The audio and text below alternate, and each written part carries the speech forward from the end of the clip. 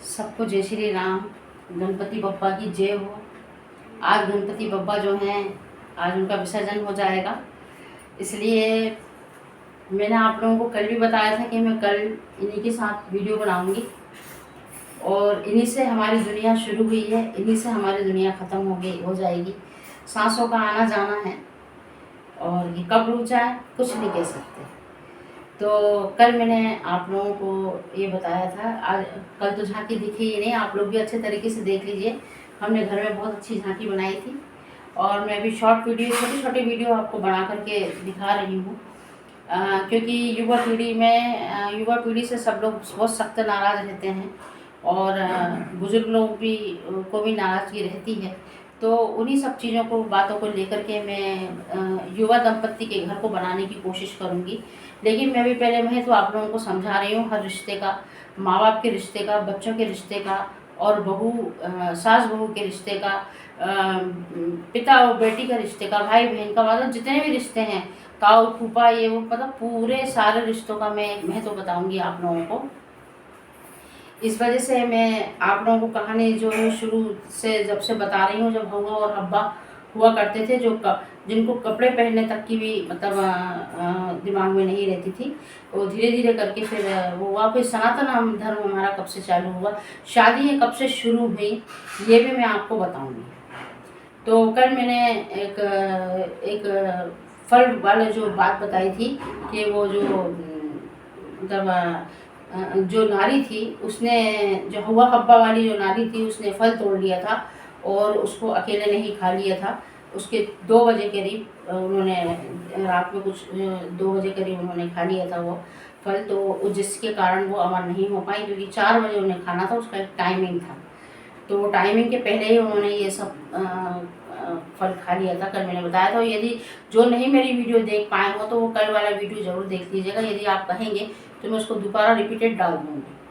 तो मेरा सभी लोगों से निवेदन है कि मेरे वीडियो ज़रूर देखिए। मैं बहुत अच्छी बातें बताऊँगी, इतनी प्यारी प्यारी ट्रिक बताऊँगी कि सबके परिवार बनना शुरू हो जाएगा। कोशिश मेरी यही रहेगी, लेकिन जब तक आप लोग मेरे वीडियो नहीं देखेंगे, सब्सक्राइब नहीं करेंगे, शेयर एंड लाइक नहीं करेंगे, आप लोगों को कोई भी जानकारी नहीं मिल पाएगी। मेरा उद्देश्य सिर्फ परिवार बनाना है, मुझे कोई लालच नहीं है, कोई स्वार्थ नहीं है, लेकिन मैं ये चाहती हूँ कि सबके घर बने रहें। तो कल मैंने हवा हब्बा पे बात ख़त्म करी थी, उन्होंने वो फल खा लिया था। इसी तरीके से जब हवा हब्बा बिना कपड़ों के जब मतलब इस दुनिया में आए थे, तो उन्होंने परिवार बढ़ाने के लिए, तो इसीलिए अब हम लोगों की मतलब अब जो बच्चे उन लोगों के जो हुए थे, उनमें फिर वो डेथ का सिस्टम शुरू हो गया था कि मतलब नहीं तो अपन आज अमर हो जाते, यदि वो फल वो नहीं डिस्टर्ब करती तो अपन अमर हो जाते। इसी तरीके से फिर उन्होंने आग की उत्पत्ति करी और सब मतलब फिर खाने पीने की जो उत्पत्ति करी, जबकि अपने यहाँ अपने भगवान ने जो है अपन को ये बोला गया था कि आपको सिर्फ फ्रूट खाने हैं और जल का ग्रहण करना है और योग करना है। कोई दवा ववा का कोई सिस्टम नहीं था। ये जो चीज़ें हुई ये अब हुई हैं। तो ऐसा नहीं है कि पहले लोग, आज के लोगों का ये कहना है कि पहले दवा नहीं होती थी, पहले विज्ञान इतना आगे नहीं था तो लोग मर जाते थे, लेकिन ऐसा नहीं है। नियम से चलते थे, 100 वर्ष तक जीते थे, 150 साल तक भी जी जाते थे, कई कई तो 150 साल तक भी जी सकते थे। अभी एक बुजुर्ग अम्मा है, वो कहीं नेपाल साइड की हैं, कभी उनका फ़ोटो आएगा तो मैं दिखाऊंगी। वो अभी 170 साल की हो गई हैं, तब अभी भी सब लोग उनकी सेवा कर रहे हैं। तो मेरा ये कहने का मतलब है कि सनातन धर्म में पति पत्नी जो है, फिर ये हवा और हब्बा जो है ये आगे बढ़े, उसके बाद फिर इनकी मतलब दुनिया जो है बढ़ती चली गई। उसके बाद फिर भोलेनाथ पार्वती जी का सब चीज़ें आई। तो जो हमारा धर्म जो शुरू हुआ है, शादी के बंधनों का, हर चीज़ का, वो सारा शुरू हुआ है श्री राम के दशरथ की अयोध्या नगरी से शुरू हुआ है। तो हमारी जो भी शादियां हुई हैं या जो भी हम लोग पूजा पाठ करते हैं या जो भी चीज़ें हैं, पितरों का, इसका उसका, सब जो है ये रामचंद्र जी जो हमारे भगवान थे, जो विष्णु जी हैं, जो उनका रूप लेते हैं रामचंद्र जी के रूप में, कृष्ण भगवान के रूप में विष्णु भगवान हैं जो ये रूप लेते हैं और सारी सृष्टि में मतलब आकर के धरती पे, यहाँ पर ये भी सबको मालूम होगा कि नारद जी ने उन्हें श्राप दे दिया था तो उन्हें धरती पे आना पड़ता है। तो वो ये उनका मतलब जब राजा दशरथ जी का जो अयोध्या नगरी थी वहाँ से सारी चीज़ें शुरू हुई हैं। और भोलेनाथ पार्वती मैया जो हैं वो उनका आपने देखा होगा कि महल तो उस ज़माने में थे ही नहीं, और गुफा में रहते थे भोलेनाथ।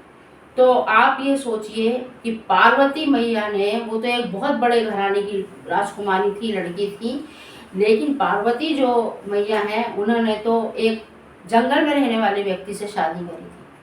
लेकिन वो कितने पावरफुल भोलेनाथ। तो प्यार ऐसी चीज़ है कि पैसा बड़ी चीज़ नहीं होती है। यदि आप अपनी चीज़ों को यदि कम सीमित दायरे में कर लें तो कभी भी प्यार खत्म नहीं होगा। लेकिन ये सब चीज़ें आजकल पैसे के पीछे दौड़ रही है। कोई भी लड़की जो है वो, हाँ, हड़ताल तीज सब कर रहे हैं, हड़ताल तीज कर रहे हैं, करवा चौथ कर रही हैं। आजकल की युवा पीढ़ी की जो लड़कियां हैं और वो जो हैं तो वो मतलब वो कर रही हैं, एंटरटेनमेंट में ले लिया उनको एंटरटेनमेंट में लिया। तो ये ऐसा नहीं होना चाहिए। आपको उसमें खोना पड़ेगा, आपको उसमें डूबना पड़ेगा, तभी आप उसमें मतलब आगे बढ़ पाएंगे। तो जितनी भी चीज़ें हैं वो हवा और रब्बा की मैंने कहानी आपको पहले सुना दी, सारी चीज़ें उन लोगों ने उत्पन्न करी। लेकिन जो हमारा धर्म, सनातन धर्म शुरू हुआ तो रामचंद्र जी के मतलब उससे शुरुआत हुई हमारी। तो उन्हीं ने ही, उनके यहाँ से सब ये शादी वादी, फेरे वेरे, ये सब चीज़ें वहीं से शुरू हुई।